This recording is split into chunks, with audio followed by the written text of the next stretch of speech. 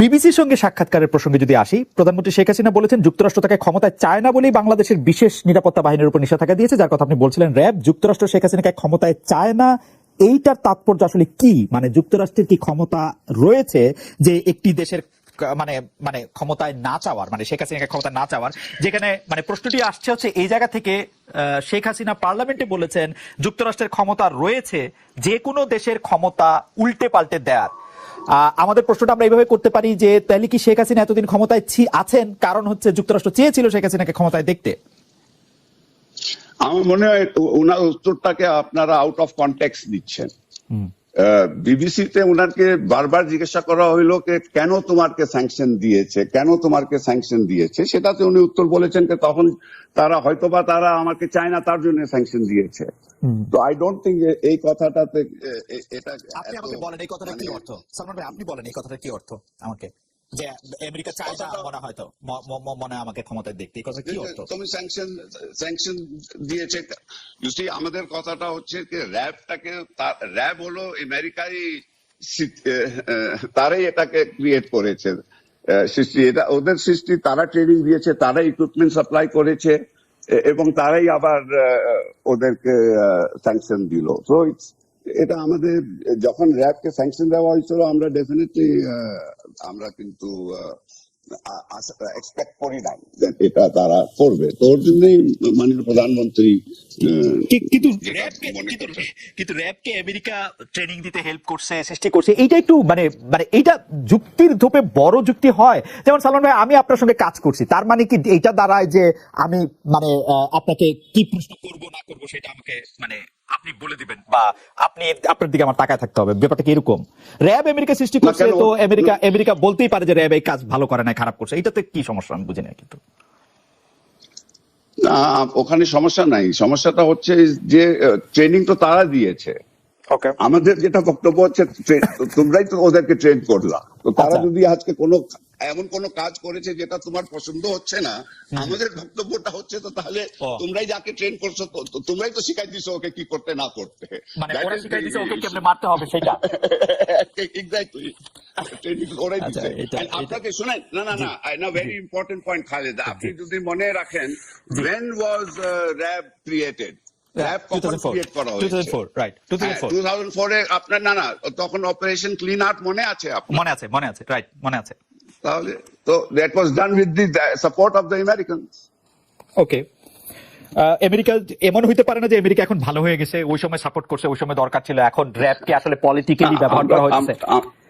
না, আমরা তো মনে করি আমেরিকা খুবই ভালো আছে, আমরা কিন্তু কোনো সময় মনে করি না আমেরিকা খারাপ আছে। আমাদের আমেরিকার সাথে খুব ভালো সম্পর্ক আছে এবং এই সম্পর্ক ভালোই থাকবে, এটা নিয়ে কিন্তু কোনো সমস্যা নাই। আচ্ছা, আপনাকে একটু আমি শোনাইতে চাই যে আপনি আসবেন এবং আমরা দর্শকদের কাছে জানতেও চেয়েছিলাম যে বাংলাদেশের প্রধানমন্ত্রী শেখ হাসিনা বলেছেন যুক্তরাষ্ট্র হয়তো তাকে ক্ষমতায় চায় না বলেই বাংলাদেশের বিশেষ নিরাপত্তা বাহিনীর উপর নিষেধাজ্ঞা দিয়েছে। আপনারও কি তাই মনে হয় কিনা? শতকরা 60% দর্শক মনে করেন যে হ্যাঁ তাই মনে হয়, শতকরা 40% দর্শক মনে করেন যে না তা মনে হয় না। 79,000 দর্শক ভোট দিয়েছেন, it's a big number for social media, এবং তারা বলেছেন যে 79,000 দর্শক। আমরা একটু আমি কিন্তু সারপ্রাইজ, আপনার সার্ভে গুলি তো নরমালি 99% হয়, আজকে 60-40 হয়েছে, এটা আমার কাছে একটু সারপ্রাইজিং মনে হচ্ছে। 91% হয় না, বাট মানে ক্লিয়ার মেজরিটি থাকে আর কি, সরকারের এগেইনস্টে যেটা যায় সেখানে বেশি থাকে ডেফিনেটলি। আমি একটু ব্যাংক পরিস্থিতির মধ্যে আসি, যে আমরা যদি একটা ঘটনার দিকে তাকাই, 2022 সালে ইসলামী ব্যাংক যখন বিপদে পড়ে তখন নানা ধরনের রিপোর্ট সেখানে আসতে থাকে। সেইখানে আমরা একটা জিনিস দেখছিলাম যে 2020 সালের ঋণ পরিস্থিতির উপর ভিত্তি করে 2021 সালের অক্টোবরে কেন্দ্রীয় ব্যাংকের একটি বিভাগের প্রণীত প্রতিবেদনে উদ্বেগ প্রকাশের কথা তখন সামনে আসছিল। তখন বলা হয়েছিল যে 4 জন বড় ব্যবসায়ী জনতা ব্যাংক ও ইসলামী ব্যাংক থেকে 21,063 কোটি 58 লাখ টাকা ঋণ নিয়েছেন। এসব ঋণ সময় মতো ফেরত না হলে আমানতকারীরা সংকটে পড়তে পারেন। এর মধ্যে নাম ছিল হচ্ছে এস আলম গ্রুপের চেয়ারম্যান মোহাম্মদ সাইফুল আলম ও তার পরিবারের 4 জন, এক্সিম গ্রুপের চেয়ারম্যান নজরুল ইসলাম মজুমদার ও তার স্ত্রীর নাম, আইএফএসি গ্রুপের চেয়ারম্যান ভাইস চেয়ারম্যান জনাব সালমান এফ রহমান এবং এসবিএসি ব্যাংকের চেয়ারম্যান জনাব আব্দুল কাদের মোল্লার নাম। এখানে আসলে বলা হয়েছিল যে বাংলাদেশ ব্যাংকের অনুমতি ক্রমে ওই ব্যাংক একক সীমায় কত টাকা ঋণ দেওয়া যেতে পারবে সেটা আসলে তারা ক্রস করে লোন দিয়েছিল, এবং তার ফলে ব্যাংকগুলির অবস্থা খারাপ হয়েছিল, ভালো হয়েছিল। এই সম্পর্কে আপনার একটু মতামত শুনতে চাই আমি। না, সেটা বাংলাদেশ ব্যাংক তো তার সবসময় যখন তারা ইন্সপেকশন করে, তারা তো ওদের যা কাজই আছে অ্যাজ এ রেগুলেটর, যে এই জিনিসটার উপরে একটু লক্ষ্য রাখা, যে আপনার কনসেন্ট্রেশন, এটা শুধু বাংলাদেশ ব্যাংক কেন, এটা সব জায়গায় সব দেশেই আছে, যেটা বলা হয় concentration of loan to one party. তার জন্য আপনার সিঙ্গেল পার্টি এক্সপোজার লিমিট গুলি আছে। এবং ওই সময় বাংলাদেশ ব্যাংক যদি তার রিপোর্টে they may have found this and that is why they published it, এটা and correctly তারা জনতা ব্যাংকের ম্যানেজমেন্টকে বলেছে দিস ইজ তোমরা ডেফিনেটলি, ওরা বলে নাই যে এরা কেউ ঋণ ফেরত দিচ্ছে না, তারা বলেছে কারেক্টলি দ্যাট যদি এরা ঋণ ফেরত না দিতে পারে তাহলে তোমার ব্যাংকটা কিন্তু বিপদে পড়ে যেতে পারে, যেহেতু কনসেন্ট্রেশন হচ্ছে। তো সেটা টাইমলি তারা ব্যাংক ম্যানেজমেন্টকে জানাইছে যে তোমরা এটাকে এটা সমস্যাটাই তোমরা কেয়ারফুল হও, সতর্ক হয়ে যাও, আর ভবিষ্যতে যেন এই ঋণটা কনসেন্ট্রেশন তোমরা কমাইতে পারো। তো এটা কিন্তু একটা স্বাভাবিক, আই ডোন্ট থিঙ্ক এটা নিয়ে কিন্তু this is the regulators proper job they have been doing. Okay, আমি এইটার একটু সাপ্লিমেন্টারি প্রশ্ন করতে চাই যে ইসলামী ব্যাংক মানে একটা বিপদে পড়ছে এবং বলা হয় যে ইসলামী ব্যাংকে আসলে সরকার এবং সরকার সংশ্লিষ্ট যারা লোকজন আছে তারা এটার মধ্যে ঢোকার পরই আসলে ইসলামী ব্যাংকের মানে যেটাকে বলা হচ্ছে ডাউন গ্রেডেশন শুরু। এবং ইসলামী ব্যাংক আসলে বারবার একটি গ্রুপের নাম আসছে, এস আলম গ্রুপ সহ আরো কয়েকটি কারণে, বিশেষ করে এস আলম গ্রুপের কারণে আসলে ইসলামী ব্যাংকের একটা খারাপ অবস্থা তৈরি হয়েছে। আপনি কি একটু মন্তব্য করবেন ইসলামী ব্যাংক নিয়ে?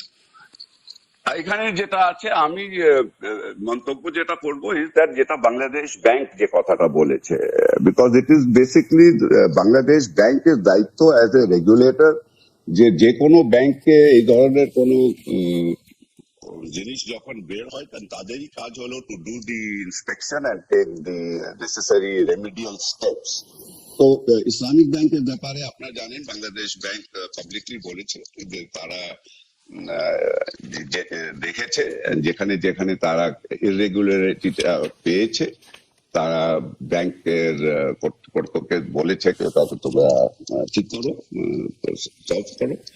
এবং ডাইরেক্টলি আমি কিন্তু বাংলাদেশ ব্যাংক থেকে আমি কিন্তু এস আলম গ্রুপের কোনো অ্যালিগেশনটা আমি শুনি নাই। এখন খবরের কাগজ, না আমি খবরের কাগজ না, আমি খবরের আসলে কাগজ বলতেছে না, খবরের কাগজ ছাড়াও যদি আমি বলি, ইসলামী ব্যাংকের যে 30 জন শীর্ষ ঋণ গ্রহীতা ছিল তার মধ্যে হচ্ছে যে যাদের 3 জনের কাছে সবচেয়ে বেশি ঋণ ছিল বা সবচেয়ে বেশি লোন ছিল সেই 3টা কোম্পানি হচ্ছে এস আলমের। এবং এস আলমের এই যে টেক ওভার ইসলামী ব্যাংকে 2017 সালে বা 2017 সালের পরে 18-19 মানে এই সময়টার মধ্যে যে টেক ওভার, এই টেক ওভারটা আসলে মানে মনে হয় না যে মানে আমি যদি আপনাকে সংখ্যায় বলি, এগুলো অবশ্য আপনি সবই জানেন যে শীর্ষ ঋণ গ্রহীতাদের মধ্যে 3টা বড় ঋণ গ্রহীতা S Alam super edible oil, S Alam vegetable oil, S Alam steels and refined sugar mill, তাদের কাছেই আসলে অনেকগুলি টাকা ছিল যে টাকাটা আসলে তাদের থাকার কথা না। মানে সম্মিলিত যদি আমি টাকার পরিমাণ বলি, আপনার নিশ্চয়ই জানা আছে, তারপর আমি একটু বলি যে 18,718 কোটি টাকা, যেটা হলো আসলে 5 বছরে ইসলামী ব্যাংকে এস আলম গ্রুপের ঋণ বেড়েছে, মানে তারা টেক ওভার করার পরে 6 গুণের বেশি। মানে মানে এইটা কি আসলে এটা ঠিক হইল কিনা কাজটা, এটাকে অনেকেই মানে এটা পত্রপত্রিকায় বলি আর লোকজন বলে অনেকেই বলছেন যে সে পুরো ব্যাংকটাই লোপাট করে দিচ্ছেন এস আলম গ্রুপ। বিকজ যে কারণগুলি বলতেছে, এস আলম সরকারের সাথে সংশ্লিষ্ট ঘনিষ্ঠ, বলা হচ্ছে এস আলমের সাথে সম্পর্ক আছে আওয়ামী লীগের একজন মন্ত্রীর, মানে তো সেইটা আপনি আসলে কি হয় দেখেন, বা অনেকে এটাও বলছেন আপনার সাথে সম্পর্ক অনেক বেশি বলে কেউ তাদের কিছু বলতে সাহস পাচ্ছে না, আমি যদি এভাবেও বলি। আমার সাথে মানে আমার সাথে সালামের কোনো সম্পর্ক নাই, ইন দ্য সেন্স দ্যাট আমি ওনার সাথে আমার কোনো বিজনেস রিলেশনশিপ নাই। অ্যাজ এ বড় ব্যবসায়ী আমি ওনাকে চিনি, উনি আমাকে চিনেন, কিন্তু আর কি সম্পর্ক আমি বুঝলাম না। আপনি বললেন অনেকেই বলে, কারা বলে কি বলে সেটা আমি ডিটেইলে জানি না, এটা আমার ব্যক্তিগত ব্যাপারটা বললাম। অ্যাজ ফার অ্যাজ যেটা আপনি বললেন, আমি I will again go back যে কথাটা আমি বলেছি দ্যাট ঋণ যদি ব্যাংক মনে করে যে বিজনেস ইজ ওকে, ব্যাংক যদি অ্যাকাউন্ট যদি ঠিক থাকে, রেগুলার আছে, payment is regularly made, security ঠিক আছে, তাহলে আপনার আর Bangladesh bank as a regulator যদি স্যাটিসফাইড থাকে, তাহলে সেখানে আমার আর বেশি কিছু কমেন্ট করার নেই। না আমি আপনি হয়তো দেখতে পারেন না, আমাদের দর্শকরাও হয়তো দেখতে পারেন না। আমি আসলে যে কাগজটি দেখতে পাচ্ছিলেন, ইসলামী ব্যাংকের বার্ষিক ঋণ বিতরণের একটা ট্রেন্ড তো আছে। আপনি দেখবেন যে 2016-17 তারিখে সেটা কত টাকা ছিল, 17-18 কত ছিল, 2020-21 পরে সেটা 5 বছরের সম্মিলিত ঋণের সমান হয়ে গেছে। এটা একবারে এটা একটা মানে ফিগারগুলি খুব বোরিং, সেজন্য আমি একবারে সেটা একটা জাম্প দিছে। এটা খুব স্বাভাবিক মনে হয় আপনার কাছে, যে মনে হয় না যে এটা আসলে মানে দেয়ার আর সামথিং যেটা আসলে হওয়া উচিত হচ্ছিল না? আমি উচিত হইতেছিল না কিনা আমি জানি না, কিন্তু I am sure that Bangladesh bank as a central bank will be monitoring this and they should monitor it. যদি আপনি বলছেন, আমি তো সবসময় বলি আপনার কাছে যে স্ট্যাটিস্টিক্স থাকে, আমি সেই স্ট্যাটিস্টিক্স নিয়ে তর্ক বিতর্ক না বিশ্বাস করি না সরি, আমি এই কথাটা বলি না, একে বিশ্বাস করি না। আমি বলি আপনার কাছে যে স্ট্যাটিস্টিক্স থাকে, আমি যেহেতু অ্যাডভান্স নোটিশ পাই না যে আপনি কোন স্ট্যাটিস্টিক ব্যবহার করেন, ওটার উপরে আমি হোমওয়ার্ক করার সময় পাই না। That is I am saying. I am not saying that আপনার স্ট্যাটিস্টিক রং আছে, কিন্তু আমি বলছি আপনি যেভাবে স্ট্যাটিস্টিক্স কোট করতে শুরু করেন, I am not in a position to comment on it because I have not done my homework on it. আপনি যদি এর পরে যদি আমাকে আগে থেকে নোটিশ দিয়ে দেন, দেখেন এই স্ট্যাটিস্টিক্স আমি ব্যবহার করব, তাহলে আমি ওটার উপরে কিছু হোমওয়ার্ক করে আপনার সাথে তাহলে কাউন্টার দিতে পারি। আচ্ছা, definitely I will do that. আচ্ছা, আমি এবার একটা জেনারেল প্রশ্ন করি আপনার কাছ থেকে, জানতে চাইবো যে আমরা কিন্তু দেখেছি যে এই সরকারের সমর্থক আমরা ব্যবসায়ীদের অত্যন্ত বেশি দেখছি। আপনার কাছে কি মনে হয় যে এই সরকার খুব ব্যবসা বান্ধব? এই প্রশ্ন কেন করছি তারও একটা কারণ আছে। আমি প্রশ্নটা শেষ করি যে 2009 সালে আওয়ামী লীগ যখন সরকার গঠন করে, তখন খেলাপি ঋণ ছিল 22,481 কোটি টাকা। আর্থিক খাত কেলেঙ্কারি, ঋণ খেলাপিদের সুযোগ দেওয়ার পর সেই খেলাপি ঋণ বেড়ে এখন হয়েছে 1,25,257 কোটি টাকা, অর্থাৎ 6 গুণ বাড়ছে। একটা ব্যবসা বান্ধব সরকারের কি এরকম হওয়ার কথা? যে মানে বোঝাই যাচ্ছে যে ব্যবসায়ীরা আসলে খুব ভালো অবস্থায় হয়তো নাই। জনাব সালমান আফরমান, আমাকে আপনি বলেন দ্যাট আপনি যে বলছেন স্ট্যাটিস্টিক্স যে বললেন যে আপনার ঋণ খেলাপি বাড়ছে 6 গুণ, তো আপনি প্লিজ আমাকে বলেন অ্যাডভান্সেস, টোটাল ব্যাংক অ্যাডভান্সেস কয় গুণ বাড়ছে? ব্যাংক অ্যাডভান্স 2009 থেকে এখন আপনার how much has the total advances gone up? অ্যাডভান্সেসও বাড়ছে। What is the size of অ্যাডভান্সেসও বাড়ছে। কত বাড়ছে? 4 গুণের মতো বাড়ছে।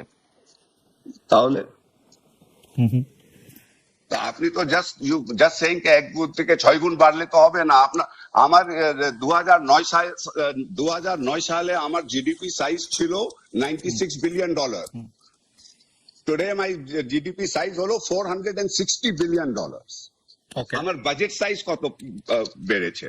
আর আপনি বলছেন ব্যবসায়ীরা খুশি আছে। 100% ব্যবসায়ীরা খুশি আছে, বিকজ মাননীয় প্রধানমন্ত্রী সবকিছু, কিন্তু আজকে আমাদের অর্থনীতির মূল চালিকা শক্তিটা হলো বেসরকারি খাত, এবং আজকে মাননীয় প্রধানমন্ত্রী যে জিনিসটা করেছেন, উনি বেসরকারি খাতের জন্য অনুকূল পরিবেশ তৈরি করেছেন।